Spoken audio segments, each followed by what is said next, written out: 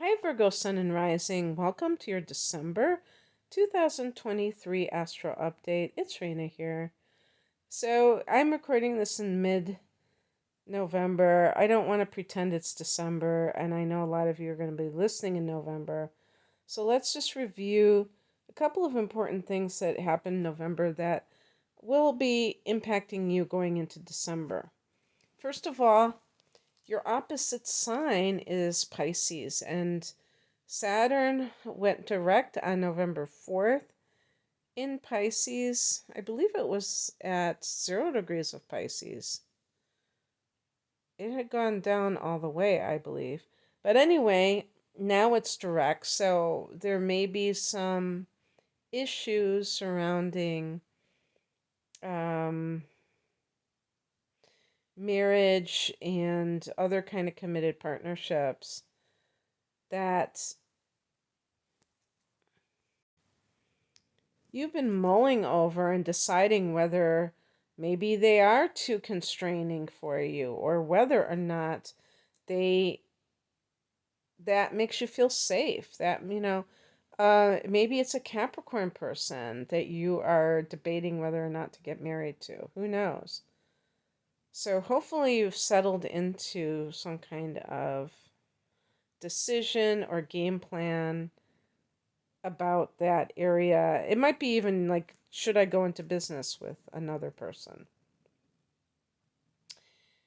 And, the sun is in Sag as the month begins, so for you, that's your fourth house of home and family. So that can really bring that sort of issue to the forefront. And,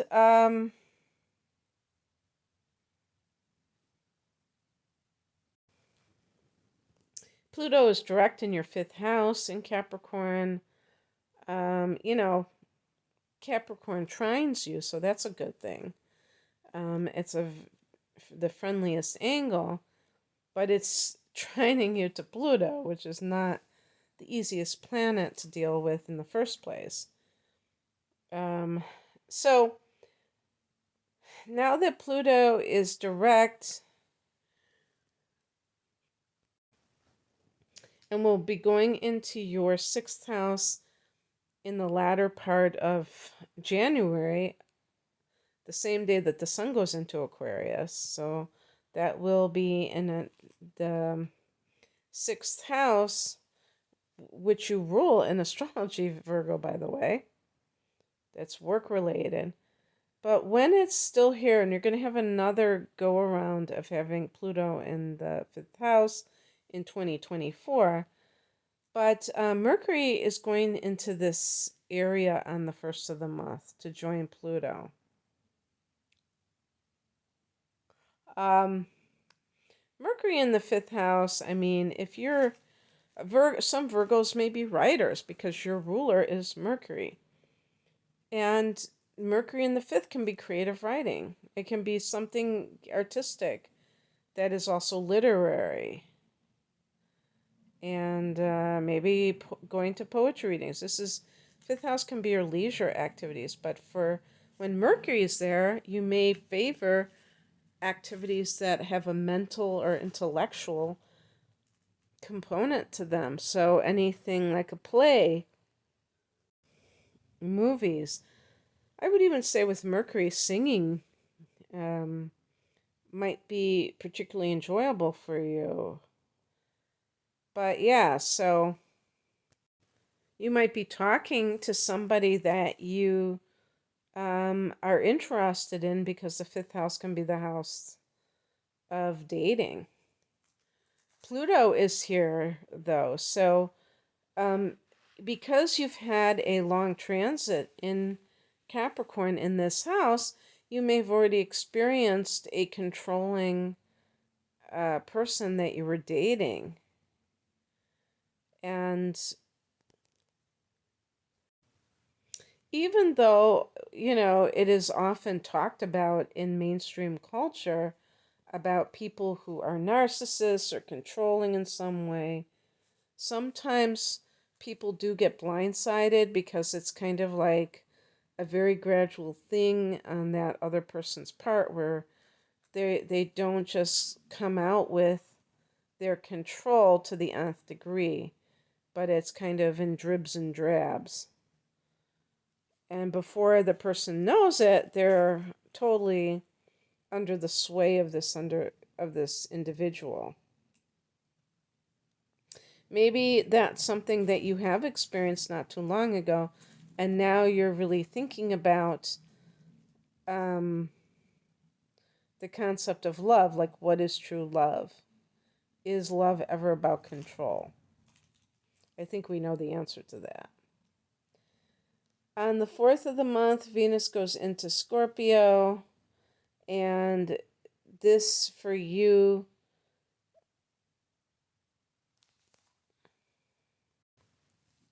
is the third house, which in astrology is ruled by Gemini.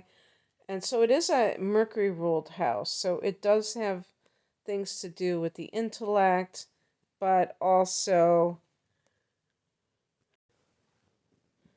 So there might be harmony with your siblings. That could be the third house, neighbors, aunts, uncles, cousins. Venus in the third could be money coming from an online business or something internet based. Could even be finding love through an online dating service. Uh, all of these seem kind of like weird interpretations. On the 6th, Neptune goes direct at almost 25 degrees of Pisces. Oh, yeah, okay. That's another thing that Virgos have been dealing with is Neptune in the 7th house. Well, that can produce the soulmate, but maybe you have some more frogs you got to kiss because maybe you came across a deceptive person that you thought you were going to build your life with, and it turned out that they weren't who they said they were. So, um, you know, knowing that you have Pluto in that 5th house surely makes me connect the dots that way.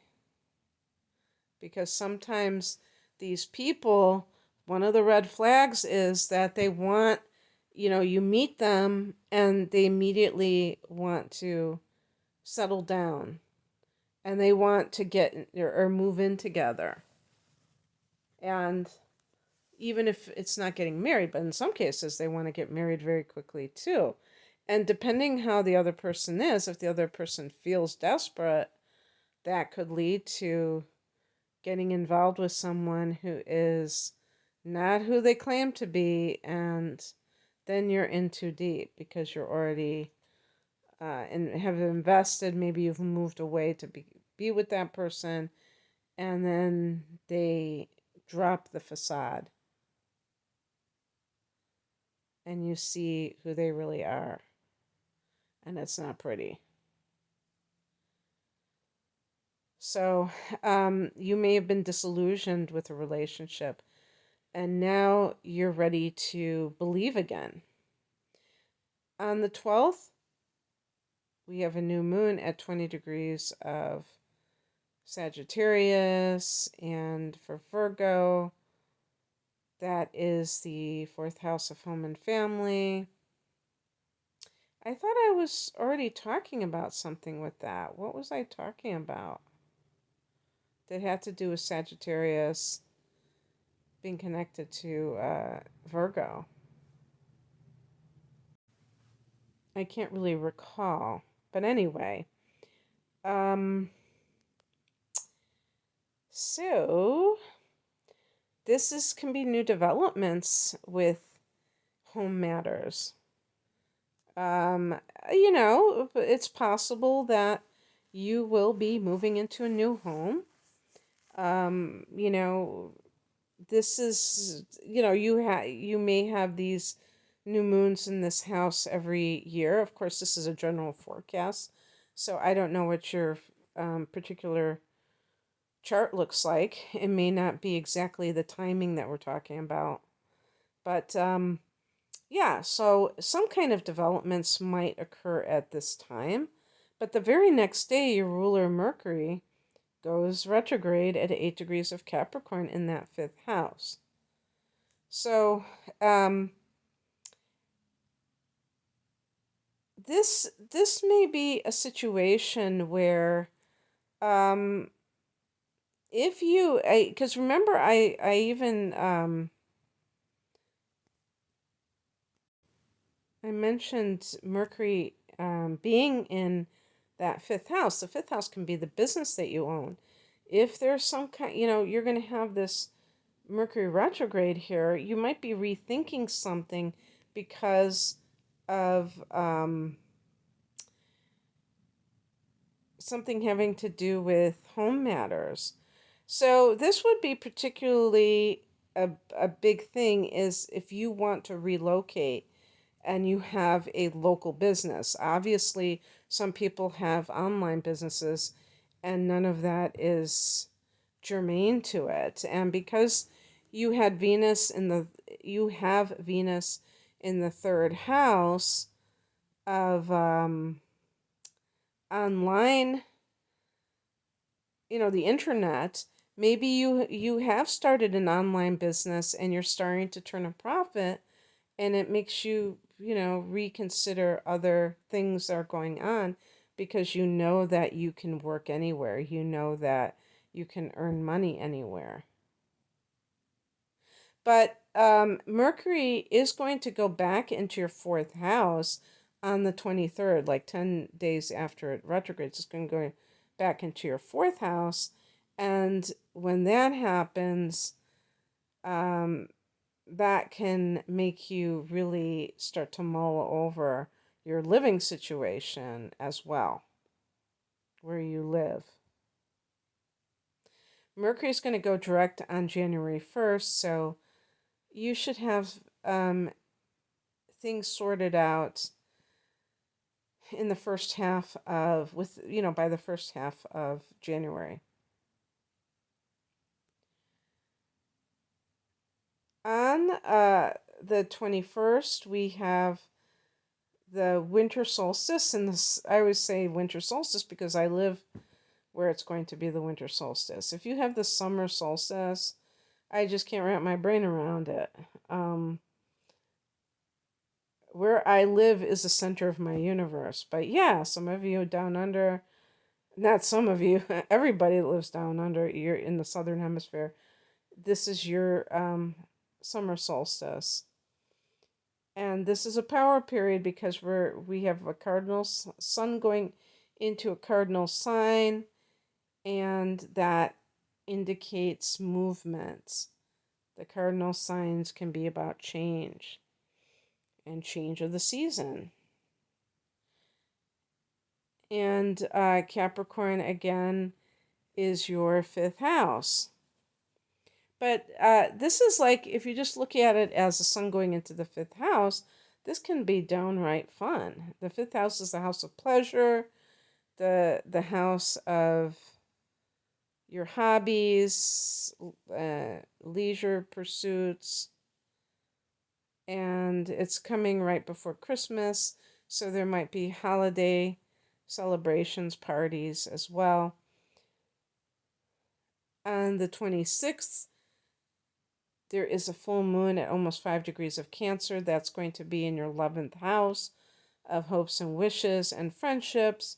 So, yeah, I mean, if I'm sure with the number of people listening, there may be at least a handful who are planning to move abroad.